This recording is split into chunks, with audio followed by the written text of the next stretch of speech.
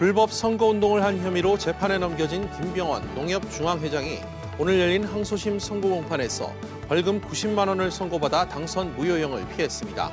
앞서 1심에서 유죄로 인정된 부분 중 상당 부분을 항소심에서 무죄로 판단받아 김 회장의 연임 가능성이 커졌다는 분석이 나오고 있습니다.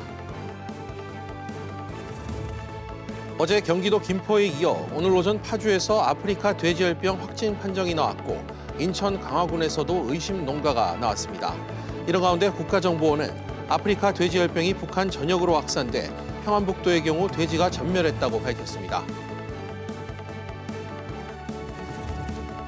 내년부터 인천 송도와 경기도 화성, 고양시에서 서울을 오가는 광역 급행형 시내버스, 일명 M버스 노선 5개가 신설됩니다.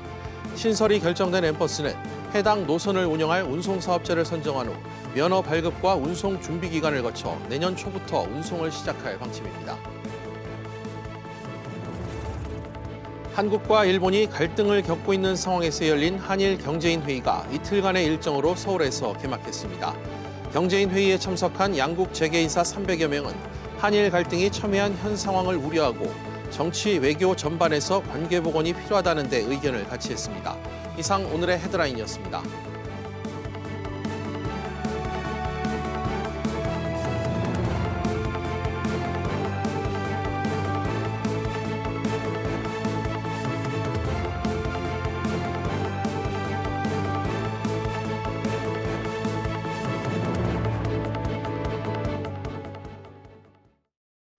선거법 위반 혐의로 재판에 넘겨졌던 김병원 농협중앙회장이 오늘 열린 항소심에서 벌금 90만 원을 선고받아 당선 무효를 피하게 됐습니다. 취재기자 연결해 자세한 상황 들어보겠습니다. 박규준 기자.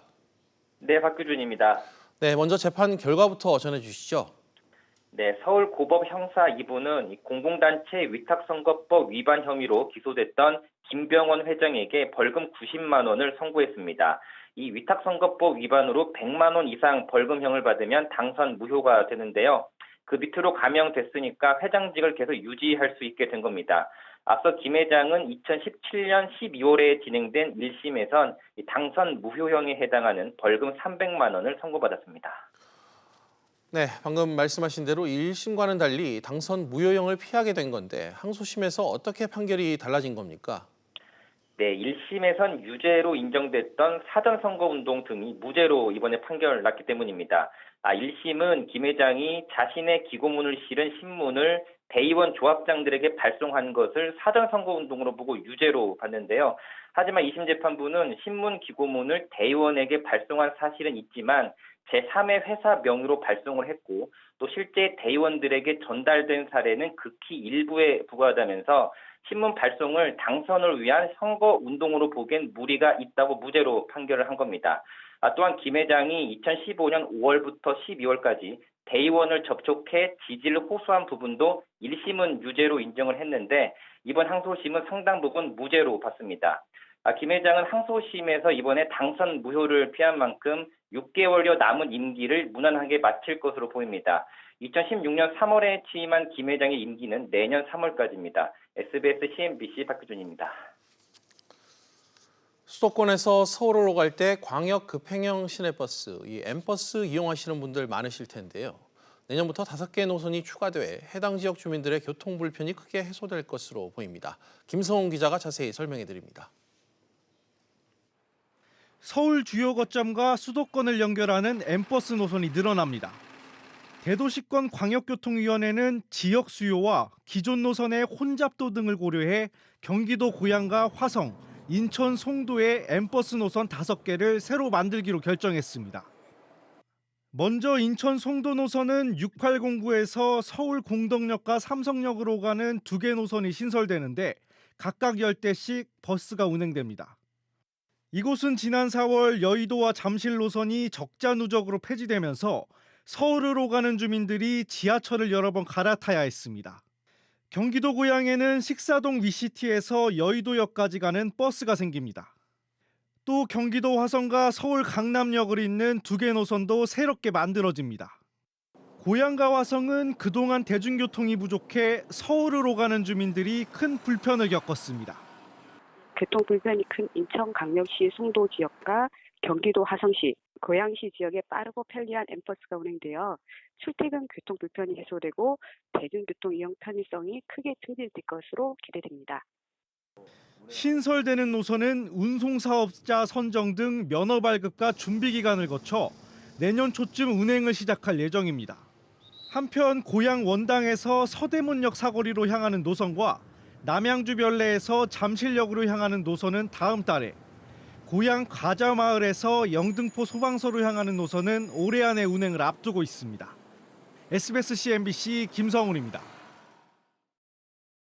경기도 파주와 연천, 김포에 이어 인천 강화군에서도 아프리카 돼지열병 의심 신고가 접수돼 방역당국에 비상이 걸렸습니다. 취재기자 연결합니다. 김정현 기자. 네, 김정현입니다. 네, 현재 상황 전해주시죠. 네, 인천 강화군의 한 돼지 농장에서도 의심 사례가 확인돼 인천시까지 비상이 걸렸는데요. 1차 체열 검사에서 양성 반응이 나왔고 현재 검역본부에서 정밀 검사가 진행 중입니다. 확진 여부는 오늘 밤늦게 나올 것으로 보입니다. 이에 앞서 오늘 오전 경기 파주의 또 다른 돼지 농장이 확진 판정을 받았는데요. 어제 저녁 어미 돼지 3마리가 유산했다는 신고가 접수됐고 검사 결과 결국 4번째 확진 판정이 나온 겁니다. 이런 가운데 앞서 확진 판정을 받은 김포 돼지 농장을 방문했던 사료 차량이 충북 음성과 진천 지역 2개 농가를 들렸던 것으로 확인되면서 긴장감이 고조되고 있는데요.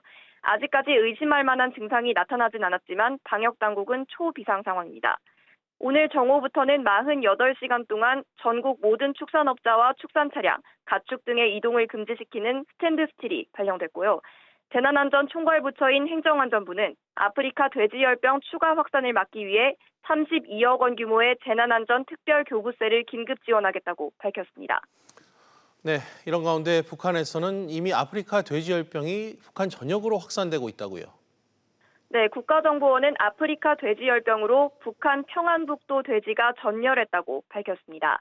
오늘 열린 국회 정보위원회 전체 회의에서 국정원 관계자는 북한은 지난 5월 세계동물보건기구에 자강도에서 돼지열병 발병을 최초로 신고하고 탈처분과 발병 지역 이동 통제, 돼지고기 유통 전면 금지 등의 조치를 취하고 있지만 7월 이후 여러 지역에서 지속적으로 발병이 확인되고 있다고 밝혔습니다.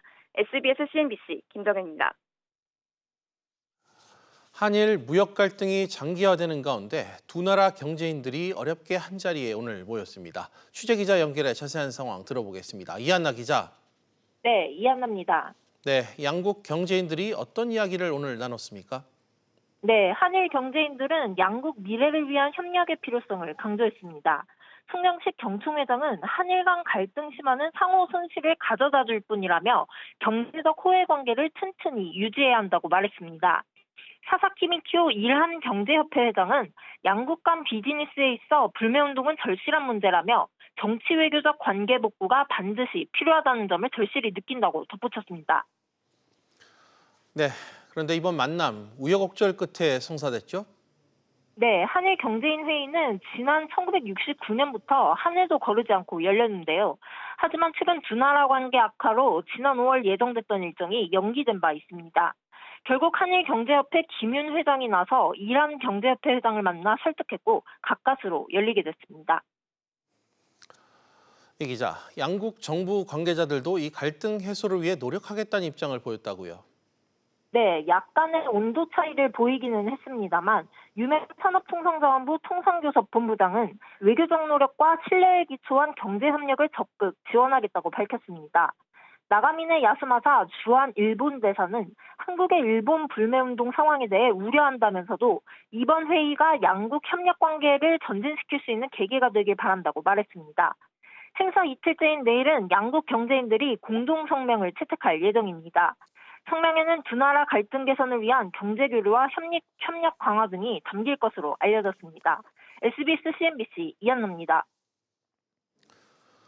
현대기아차가 생산한 경유차 3만여 대가 배출가스 부품 불량으로 리콜 절차를 밟게 됩니다. 자세한 소식 역시 취재기자 연결해 알아보겠습니다. 안지혜 기자. 네, 안지혜입니다. 네, 우선 리콜 대상 차량 어떻게 됩니까? 네, 리콜 대상은 최신 배기가스 배출 기준 유로6가 적용된 차량들입니다. 지난해 6월 29일부터 올해 6월 15일 사이에 생산된 투싼 2.0 3개 차종과 지난해 6월 29일부터 올해 6월 14일에 제작된 스포티지 2.0 3개 차종인데요. 각각 2만여 대씩 모두 41,505대가 대상입니다. 환경부는 현대기아차가 최근 제출한 이 같은 내용의 결함 시정 계획을 승인했다고 오늘 밝혔습니다. 한 기자, 그런데 어떤 이유로 리콜에 들어가는 건가요? 네, 배출가스의 부품 불량 때문입니다. 환경부는 이들 차종의 매연 저감 장치와 또 이 부품의 운전을 제어하는 전자 제어 장치 소프트웨어가 제 기능을 하지 못했다라고 설명을 했는데요. 이로 인해서 매연 저감 장치가 손상되고 또 배출가스 자기 진단 장치의 경고등이 켜지는 등 문제가 발견됐습니다. 네, 그렇다면 리콜은 언제부터 받을 수 있습니까? 네, 리콜은 내일부터입니다. 현대기아차는 내일부터 리콜 대상 차량 소유자에게 연락해서 결함 사실을 알리고요. 또 관련 조치를 취할 예정입니다. 대상자는 전국의 현대기아차 직영 협력 서비스 센터에서 전자제어 장치 소프트웨어 개선과 함께 매연 저감 장치의 점검을 받을 수 있습니다. SBS CNBC 안지혜입니다. 최근 10년간 전국적으로 주택이 500만 채 가까이 늘었는데 이 가운데 절반 이상은 이미 집이 있는 사람들이 사들인 것으로 조사됐습니다. 특히 자산 상위 1%가 보유한 주택은 2배나 늘었습니다. 역시 자세한 내용 취재기자 연결합니다. 강산 기자. 네, 강산입니다. 다주택자들이 집 사재기에 나섰다 이 뜻입니까? 네, 민주평화당 정동영 의원과 경제정의실천연합 경실련이 행정안전부와 국세청으로부터 받은 자료를 분석한 결과 지난 10년간 전국 주택수가 489만 채 늘어났는데 절반 이상은 다주택자가 사들인 것으로 파악됐습니다. 다주택자가 매입한 248만 채 가운데 80% 이상은 보유주택수 상위 10%에게 돌아간 것으로 나타났습니다. 특히 상위 1%의 1인당 보유주택수는 2배가 늘어난 평균 7채에 달하는 것으로 집계됐습니다. 한 기자, 이들이 보유한 집값도 많이 올랐다고요? 그렇습니다. 경실련은 지난 10년 사이 다주택자의 부동산 가격이 평균 1억 8천만 원 정도 늘어났다고 밝혔습니다. 보유한 주택의 공시가격에 시세 반영률을 55%로 적용해 이 늘어난 시세를 추정해 본 건데요. 상위 10%만 따로 떼놓고 1인당 주택 가격을 따져보니 2008년 평균 10억 2천만 원에서 지난해 15억 원으로 4억 8천만 원이 올랐습니다. 상위 1%는 더 많이 올랐는데요. 같은 기간 상위 1%의 1인당 주택 평균 가격은 24억 5천만 원에서 35억 7천만 원으로 11억 원가량 올랐습니다. 정동영 의원과 경실련은 정부가 주택 공급량을 늘린다고 해도 보유세 체계 등을 개선하지 않으면 주택 소유가 편중되는 현상과 자산의 격차가 더 심화될 것이라고 지적했습니다. SBS CNBC 강산입니다. 상가 임차인이 임대인의 동의 없이도 앞으로는 상가 보증금 신용보험에 가입할 수 있게 됐습니다. 서울보증보험이 이달 상가 보증금 신용보험을 출시했지만 가입하려던 임차인이 임대인의 동의를 받아야 했기 때문에 그동안 활성화가 어려웠습니다. 이에 금융위원회는 법령상 근거를 마련해 상가 임차인이 임대인 동의 없이 상가 보증금 신용보험에 가입할 수 있도록 개선했습니다. 미성년자들이 주식으로 벌어들인 연간 배당 소득이 2천억 원을 웃돈 것으로 나타났습니다. 국회 기획재정위원회 소속 더불어민주당 김정우 의원이 국세청으로부터 받은 자료에 따르면 지난 2017년 미성년자들이 올린 배당 소득은 2,288억 원으로 조사됐습니다. 이는 지난 2013년 배당 소득이 800억여 원에 불과했던 것과 비교하면 5년 새 2.9배로 증가한 수치입니다. LG전자의 2019년형 55인치 올레드 TV가 미국 소비자 전문 매체 컨슈머 리포트 평가에서 최고의 TV로 선정됐습니다. 컨슈머 리포트는 최고의 TV로 LG전자와 소니의 올레드 TV를 각각 선정했는데 순수 성능 면에선 LG전자의 올레드 TV가 최고 점수를 받았습니다. 올레드 외의 최우수 TV로는 삼성전자와 소니의 65인치 제품을 선정했습니다.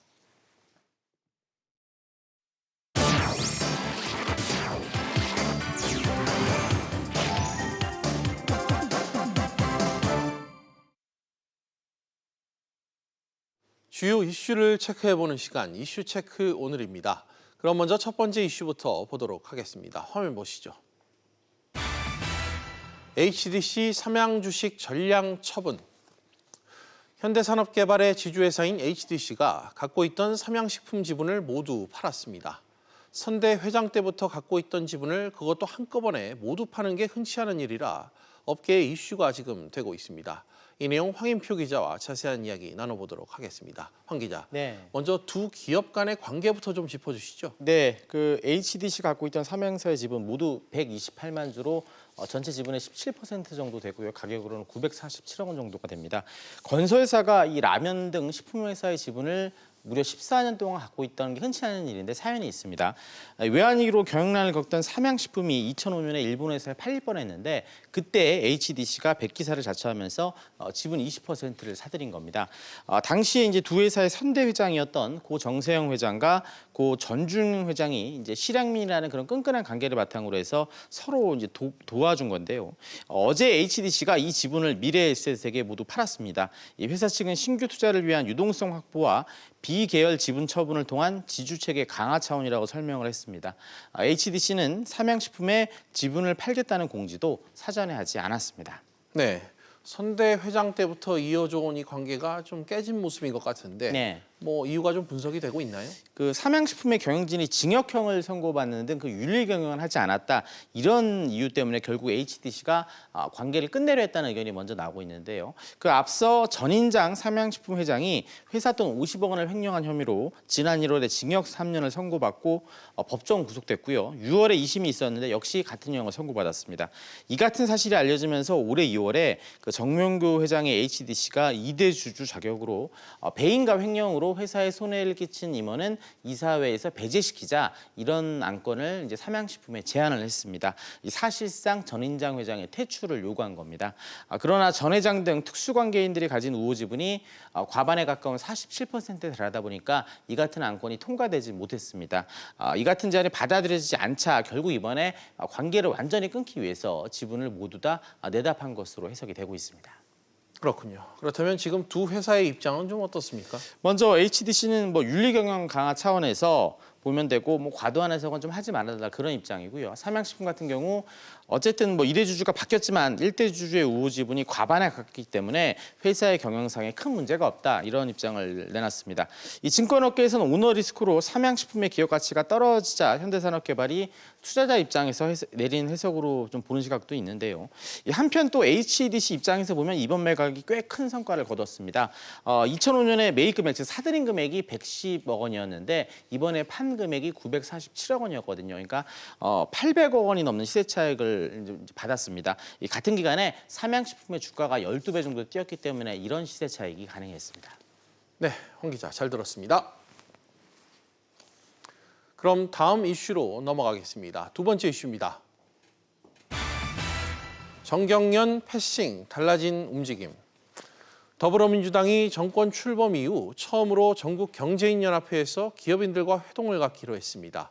일각에선 국정농단 사태 이후 역할이 무색했던 정경련이 서서히 제자리를 찾아가는 게 아니냐 이런 관측도 나오고 있습니다.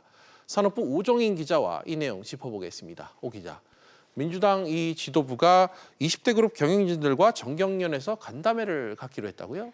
네, 그렇습니다. 내일 오후 민주당 지도부와 국내 20대 그룹 CEO급 관계자들이 한자리에 모일 예정입니다. 이번 회동 장소가 전경련이라는 점에서 많은 관심이 모아지고 있는데요.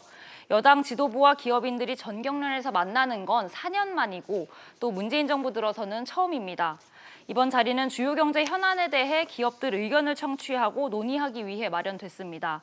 전경련 관계자는 지난달 개최된 민주당과 한국경제연구원 정책간담회에서 기업인들과의 만남도 마련해보자 이런 제안이 나오면서 추진됐다고 설명했습니다. 네, 그렇다면 이번 정부 들어 불거졌었던 정경련에 대한 패싱, 보이콧 논란은 좀 일단락이 되는 겁니까? 네, 정부와 여당이 각종 공식 행사에서 전경련을 배제시킨다는 지적이 나왔었는데요. 지난 7월 일본이 수출 규제 조치를 시행한 이후에도 전경련 패싱은 계속되어 왔습니다. 몇 가지 사례들을 살펴보면 지난 7월 10일 청와대에서 국내 대기업 총수들과 경제단체 초청 간담회가 열렸는데 이때 전경련은 아예 초청 명단에서 빠지면서 논란이 일었습니다. 또 이후 7월 말에 발족한 일본 수출규제 대책 민관정 협의회에서도 한국무역협회와 대한상공회의소 등은 포함된 반면 전경련은 제외됐습니다. 그러면서 또다시 전경련 패싱이라는 말이 나오기도 했는데요. 그러나 내일 여당 지도부가 기업인들과의 만남의 장소로 전경련을 택하면서 그동안 분위기에 변화가 생기는 것 아니냐는 분석도 나오고 있습니다. 전문가 의견 들어보겠습니다. 경제가 안 좋은 상황에서 해결해야 되는 문제점들을 같이 좀 머리 맞대는 측면에서 긍정적인 신호가 사실 있는 것 같고. 큰 기업들이기 때문에 정보가 있고 국익을 위해서 뭔가 외교도 할 수 있는 거죠. 보면 전경련은 민간 싱크탱크라고 사실 민간 외교, 특히 경제 외교를 연결한 과학교고. 오 기자, 그렇다면 내일 그 현안 간담회에선 어떤 내용이 좀 오갈까요? 네, 내일 간담회는 오후 3시부터 1시간 30분가량 진행됩니다. 이원욱 민주당 원내수석부대표와 권태신 전경련 부회장 등 모두 발언에 이어 비공개 회의가 진행될 예정입니다. 전문가들은 주요 경제 현안에 대해 논의하는 만큼 미중 무역 분쟁이나 한일 경제 갈등 등 최근 이슈에 대한 논의가 이루어지고 또 이에 대한 공동 메시지가 나올 가능성도 배제할 수 없다고 전망했습니다. 또 앞으로 상황에 따라 전경련이 제 역할을 해야 한다는 정책의 목소리가 더 커질 수도 있을 것으로 보여집니다. 네, 오 기자 잘 들었습니다. 네, 이제 마지막 이슈 확인해 보겠습니다. 세 번째 이슈입니다. 자율주행 승부수 던진 현대차. 현대자동차 그룹이 글로벌 전장 부품사와 손을 잡고 미국의 자율주행 합작법인을 설립하기로 했습니다. 투자 금액만 자그마치 2조 4천억 원에 달하는데요. 단숨에 자율주행 부문에서 높은 기술력을 확보함으로써 현대차 그룹의 사업 구조 전환에도 가속도가 붙을 것으로 보입니다. 산업부 윤지혜 기자와 이 내용 이야기해 보겠습니다. 윤 기자, 네. 먼저 어제 저녁에 들려왔던 이 현대차 그룹 투자 소식부터 좀 전해주시죠. 네, 현대차 그룹은 미국 현지 시간으로 23일 자율주행 업체인 액티브 테크놀로지스와 함께 이 미국의 합작법인 설립을 위한 본계약을 체결했다고 밝혔습니다. 현대차는 2조 4천억 원을 투자해서 합작법인의 지분을 50%를 갖게 되는데요. 직접 들어보시겠습니다. Our goal is produce very safe autonomous vehicle and a very efficient vehicle to our passengers. 앱티브는 글로벌 자동차 부품 기업인 델파이를 모태로 한 회사인데요. 전장 부품과 자율주행 관련 사업이 분사해서 만들어진 회사입니다. 예. 때문에 한 시장조사 전문기관에 따르면 현대차 자율주행차 기술 수준이 15위인 반면 앱티브는 올해 세계 3위 수준의 자율주행 기술을 갖고 있습니다.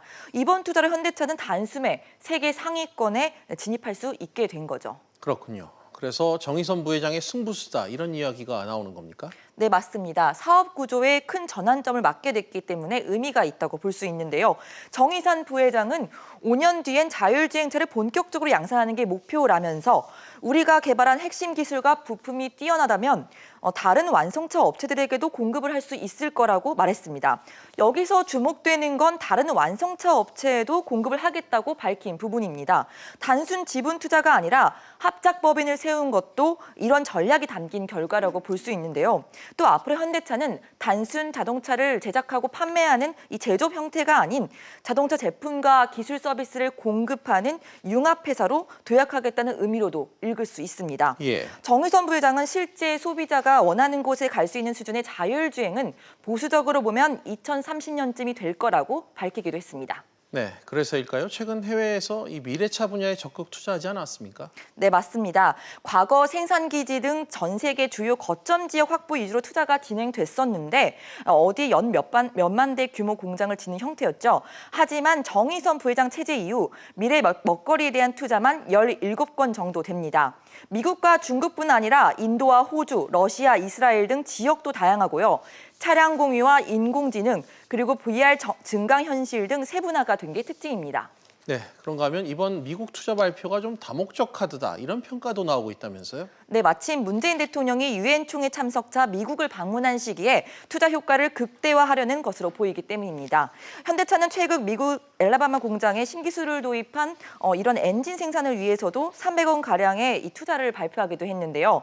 미국이 수입차에 대해서 최대 25%의 관세 부과를 논의하고 있는 가운데 미국 투자를 통해서 이 관세 장벽을 넘으려는 전략이다. 이런 분석도 함께 나오고 있습니다. 네, 윤 기자 수고했습니다. 퀴즈 플러스 계속해서 오후 토론으로 이어가겠습니다. 오후 토론은 시청자 여러분들도 유료 문자 100원으로 의견 보내주시면 실시간 토론에 참여하실 수 있습니다. 샵 3698번으로 많은 참여 부탁드리겠습니다.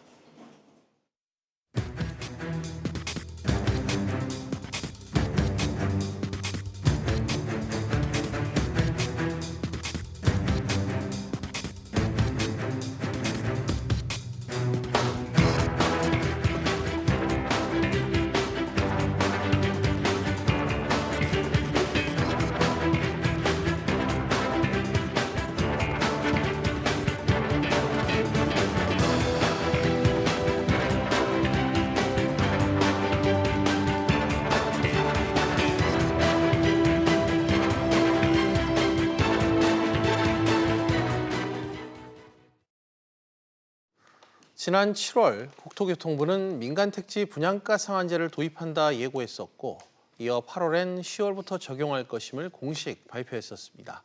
하지만 논란이 일자 홍남기 경제부총리 겸 기획재정부 장관은 민간택지 분양가 상한제를 곧바로 적용하지 않겠다.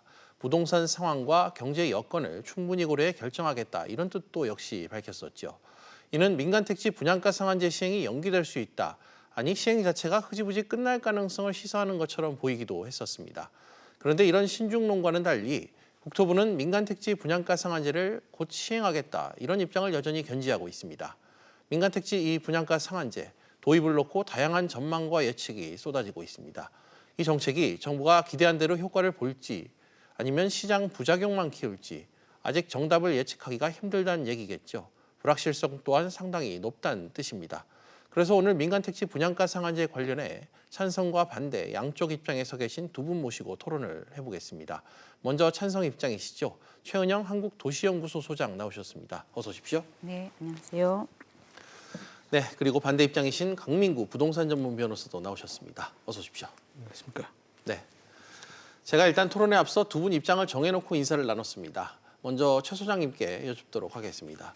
왜 민간택지 분양가 상한제를 도입을 해야 되는지 찬성하는 이유에 대해서 간단히 입장을 좀 전해주시죠. 네, 최근 1년간 분양가가 20% 이상 상승했고 이것이 주택가격 상승으로 전반적인 것으로 이끌었기 때문에 지금 분양가 상한제를 도입해야 하는 상황이라고 생각합니다. 알겠습니다. 강 변호사님께서는 왜 반대 입장이시죠? 예, 몇 가지 이유가 있는데 먼저 이게 실효성 문제입니다. 과연 이 제도가 단기적으로는 효과가 있을 수 있지만 네. 좀 거시적으로 봤을 경우에는 과거에 2017년 파리 부동산 정책이 불과 2년 전에 했었는데 그게 지금 별로 큰 효과가 없듯이 역시 이 제도도 큰 효과가 나오지 않고 오히려 또 부작용이 나올 확률이 높고 또 한 가지는 이 제도가 실질적으로 조합원들의 또 재산권을 직접적으로 침해합니다. 그렇기 때문에 법률적으로도 좀 문제가 있고 위헌 소지도 다분히 있기 때문에 반대하는 입장입니다. 알겠습니다. 두 분의 찬성과 반대 입장 간단히 들어봤습니다. 그럼 이 얘기로 좀 시작을 본격적으로 해보겠습니다. 최근 서울 아파트 매매 가격이 14주 연속 상승세를 이어가고 있습니다. 특히 이 분양가 상한제의 주 타깃이 된 재건축 아파트 값도 큰 폭으로 상승했던 점이 눈에 띕니다. 이 정부의 의도와 달리 정부 정책이 시장의 매수 심리 등에 자극을 줬다 이런 평가가 많이 나오는데요. 소장님, 이 상황 어떻게 좀 바라보시는지요? 정부 의도와 달리 주택시장이 움직인다. 저는 그렇게 보고 있지는 않고요. 지금 파리 대책이 앞서 강 변호사님께서 실패라고 하셨는데 저는 그렇게 보지 않고 네. 파리 대책, 그다음에 9.13 대책 이후에 지금 전반적으로 주택 가격이 안정되고 있는데 일부에서 지금 이제 특히 이제 서울 아파트, 재건축 아파트를 중심으로 불안이 다소 보이는 것이지 전반적으로는 정부의 의도대로 주택 가격이 안정되고 있는 상황이라고 봅니다. 그래서 정부적 정책의 실효성이라는 측면에서 분양가 상한제의 실효성에 관해서는 사실 저희가 역사적 경험 가지고 본다면 항상 강력한 대책이었고 뭐 주택정책론 교과서에도 나오는 얘기죠. 가장 강한 정부 정책이고 그 영향도 가장 큰 정책이라고 보겠습니다. 네, 강 변호사님께서는 이에 대해 어떤 입장이십니까? 예, 비유를 들고 싶어요. 만약에 금값 상한제가 생겼다고 했을 때 과연 정말 금값이 잡힐까요? 결국은 이 부동산 가격이라는 거는 시장에 의해서 결정되는 것이지 정부가 아무리 어떤 정책을 내놓는다 하더라도 그거는 미봉책에 불과하고 결국에 가서는 또 시장의 흐름에 따라서 부동산 가격은 정해질 겁니다. 여기서 아까 앵커께서 말씀하신 것 중에서 핵심되는 게 그러면 이 타겟이 된 분양가 상한제도의 타겟이 된 재건축까지도 올랐어요. 예. 네, 그게 왜 그럴까요? 처음에는 이 재건축 조합이 좀 재건축 아파트 가격이 떨어졌습니다. 이 효과 때문에 불안하니까. 그런데 다시 이제 반등이 된 거는 결국은 정부의 정책에 대한 신뢰성이 없어진 겁니다. 그리고 이 제도가 언제 시행될지도 잘 모르겠다. 그리고 또 이것 때문에 주변 가격이 다 올라가니까 결국은 어차피 다 올라가면은 이 재건축을 해도 분양가 상한제를 받더라도 이익일 것이다. 이런 어떤 시장 심리가 작용한 겁니다. 결국은 시장이 더 미래를 예측을 잘하는 겁니다. 정부보다. 알겠습니다. 그런가 하면 청약 시장도 뜨겁게 지금 달아오르고 있는 상황이죠. 서울 동작구에 최근 이 분양한 단지가 청약 경쟁률이 무려 203대 1로 집계가 됐더라고요. 최 소장님, 역시 민간 택지 분양가 상한제 도입에 따른 이 공급 위축 우려, 이런 심리가 좀 수요자들에게 형성됐다는 느낌을 주고 있는데 좀 판단을 이에 대해 어떻게 하세요? 모든 것이 분양가 상한제 때문이라고 예시하는 것 같은데요. 좀 그거는 맞지 않는 것 같고요. 예. 지금 사실 서울의 신규 아파트라는 거는 굉장히 희소한 자원이기 때문에 예. 그리고 저희가 이제 주택 청약을 가진 분들이 굉장히 많고 서울은 무주택자의 도시거든요. 대부분 많은 분들이 집을 갖지 못하시고 예. 집을 가진 분들이 오히려 소수고 집을 못 가진 분들이 다수여서 청약 시장에서 경쟁률이 높은 거는 당연한 현상이라고 생각되고 예. 그것들이 분양가 상한제 때문이라고 생각하지 않고요. 그리고 강 변호사님 말씀에 정부 정책에 지금이 실패다 이렇게 말씀하시는데 그렇게 보기에는 정부 정책은 그렇게 단기적인 관점에서 보긴 좀 힘듭니다. 그러니까 주간 동향이 어떻게 된 걸 가지고 정부 정책의 효과를 볼 수는 없고 좀 더 장기적인 흐름, 그러니까 1년, 2년 이렇게 본다고 했을 때 네. 저는 정부의 의도대로 주택 가격이 안정되어 있다고 보는 겁니다. 알겠습니다. 강 변호사님, 최 소장님께서는 이 청약 시장 상황을 분양가 상한제로 좀 연결을 시키는 것에는 좀 무리가 있다 이런 입장이신 것 같습니다.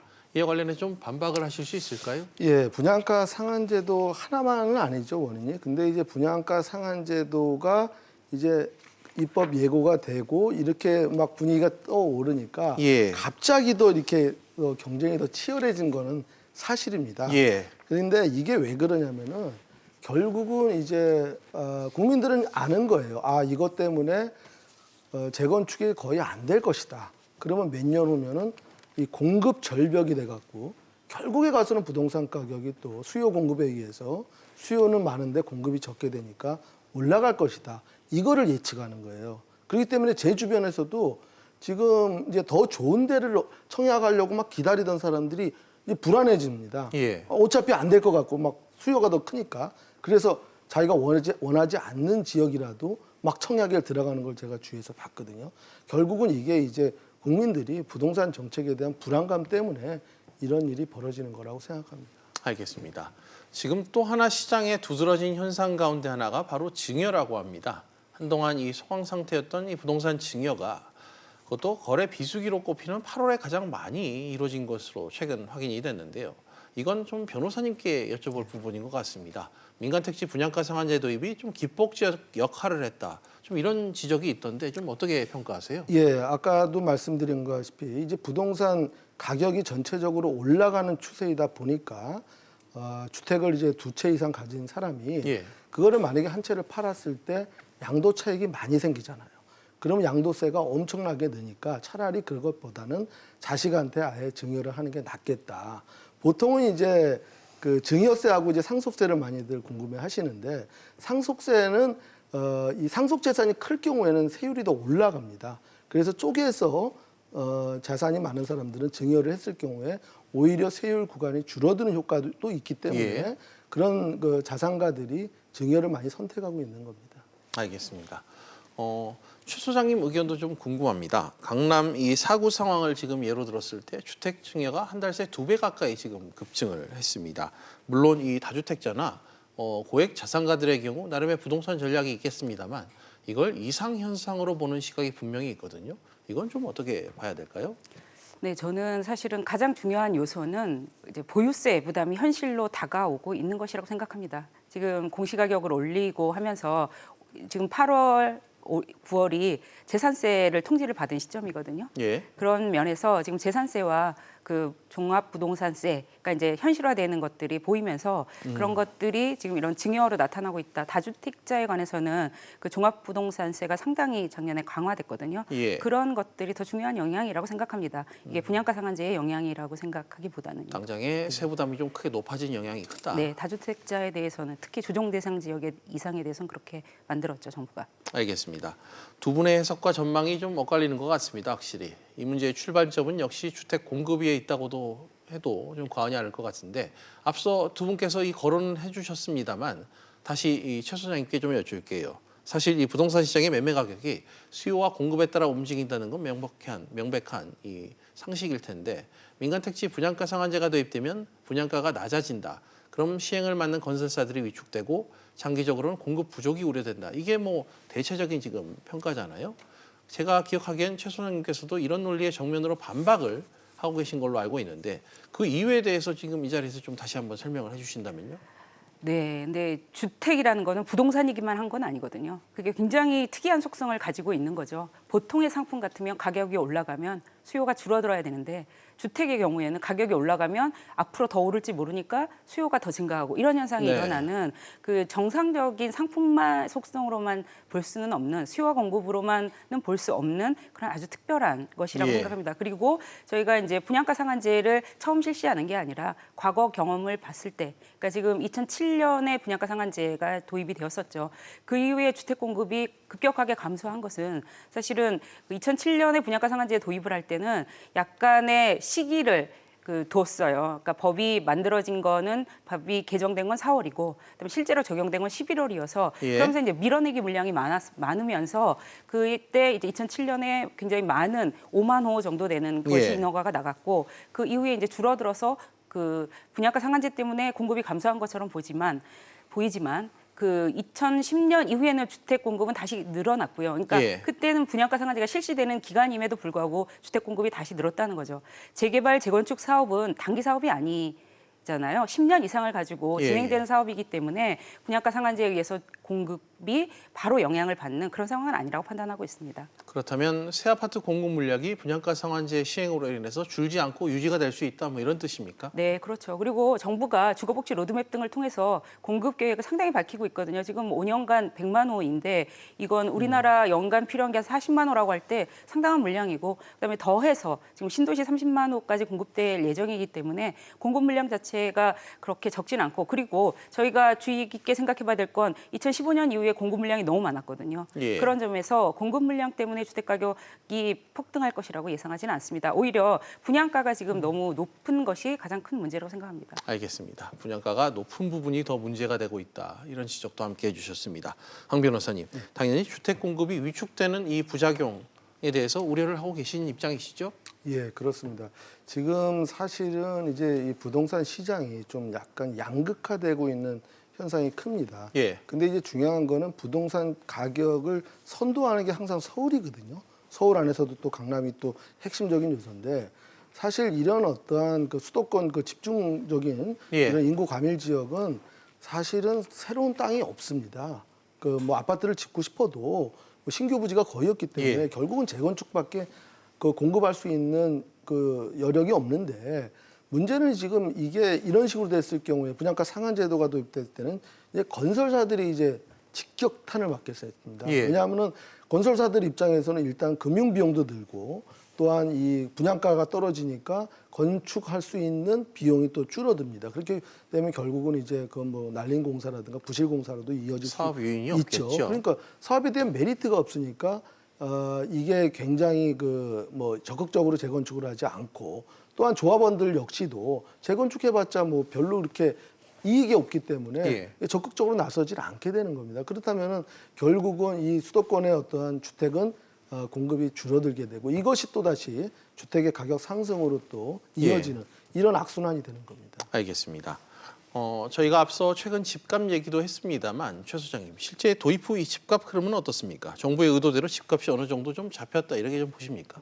아니요, 지금은 사실은 굉장히 좀 불안한 상태인 거잖아요. 분양가 예. 상한제가 실제로 실행이 될 것인지 실행이 되지 않을 것인지에 관해서 시장에서 좀 관망을 하고 있는 상태인 것 같은데 제가 예측하기에는 분양가 상한제는 도입이 됩니다. 예. 그 뭐 부총리의 그 입장은 사실 원론적인 얘기인 거거든요. 예. 지금 법에 의해서 뭐 주택정책심의위원회의 심의를 받게 되어 있고 그런 것들 이제 뭐 부동산 시장이라는 이런 걸 고려해서 이런 원론적인 말씀을 하신 거지 그 분양가 상한제가 도입되는 거는 저는 확실하다고 보는데 예. 그 이후의 상황을 봐야 될 것 같습니다. 지금은 사실 반신반의하는 상태이기 때문에 그 시장에서 분양가 상한제의 효과로 뭐 집값이 떨어졌다 올랐다 이렇게 얘기하기는 좀 힘든 상황인 것 같습니다. 알겠습니다.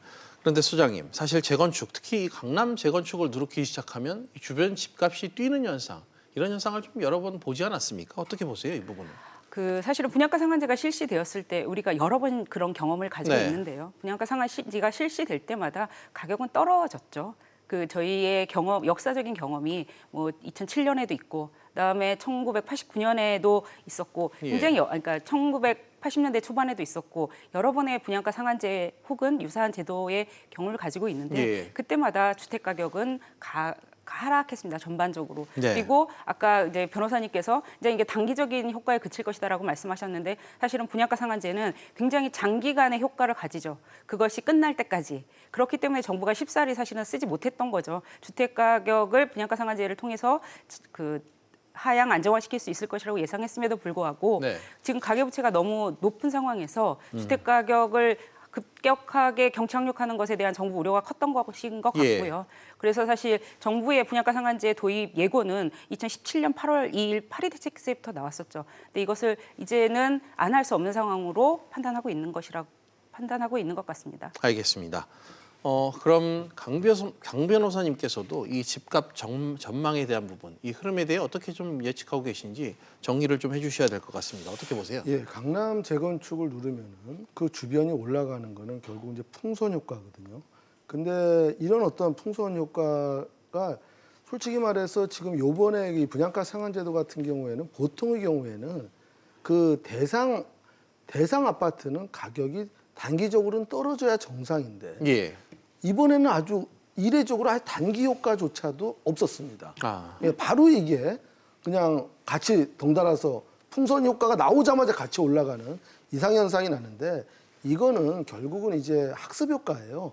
과거에 노무현 대통령 때도 뭐 여러 가지 부동산 규제를 했지만 결과적으로 부동산 가격이 가장 많이 올랐던 시절이에요. 예. 그러니까 지금 현재 이 정부에서 하는 이런 제도가 그 과거의 사람들은 옛날에도 그런 식으로 올랐더라는 걸 알기 때문에 또 몇 년 후면 또 올라갈 것이다.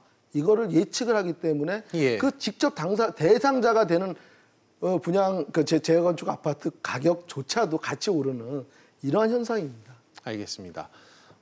하나 질문을 더 드리겠습니다. 사실 이 변호사님께서도 불안한 부동산 시장을 잡아야 된다. 네. 이 점에는 이론의 여지가 없이 찬성의 입장이신 것 같은데 그럼 이 민간 택지 분양가 상한제가 집값 잡기에 효과가 없다고 친다면 그렇다면 다른 어떤 방법이 좀 있다고 판단하십니까? 예, 지금 이 민간 이거 제도는 기재부에서도 지금 사실 반대해요. 민간 택지 이거는. 예.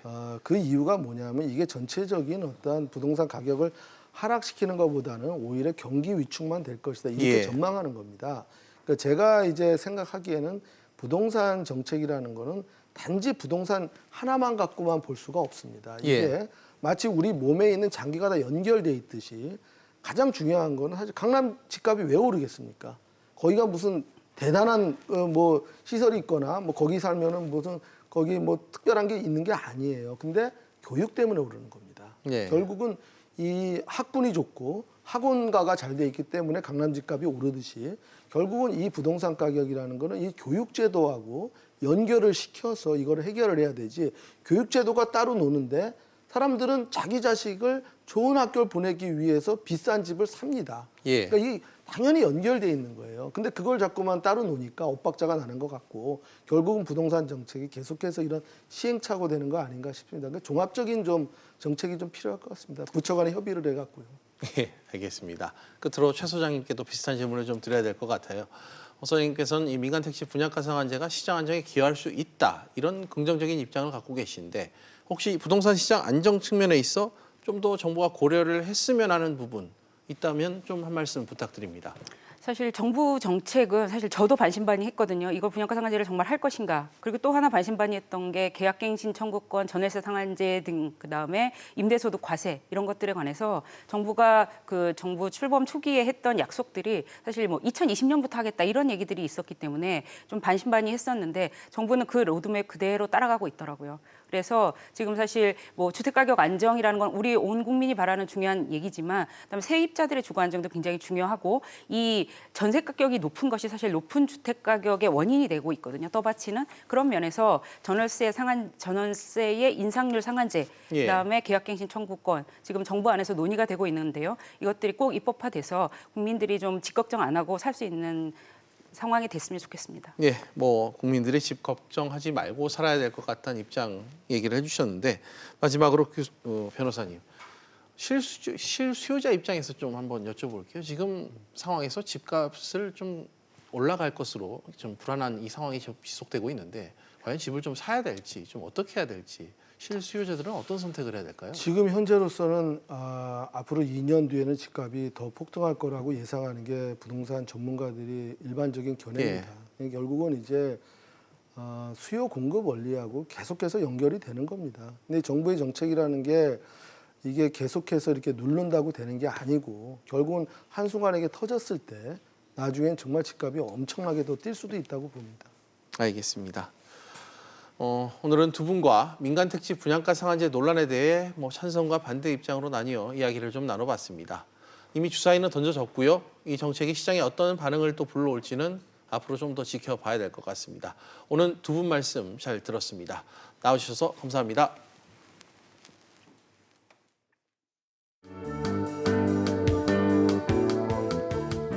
안녕하세요. K웨더 라이프스타일 예보 김민주입니다. 이 시각 위성 영상 보시면 중부지방은 대체로 맑고요. 남부지방은 구름만 많이 지나는 모습입니다. 내일도 오늘과 비슷한 날씨가 예상되는데요. 큰 일교차에 유의하셔야겠습니다. 내일 아침 서울과 대구, 대전의 낮 기온 14도로 시작하면서 조금 쌀쌀하겠고요. 낮 기온은 서울과 대구 27도, 대전은 26도까지 오르면서 일교차가 13도 안팎까지 크게 벌어지겠습니다. 아침에는 조금 도톰한 겉옷을 입고 나오시기 바랍니다. 내일은 종일 환기하기 좋겠습니다. 공기질이 깨끗한데요. 미세먼지 농도는 서쪽 지방을 중심으로 보통 단계, 동쪽 지역은 좋음 단계가 예상됩니다.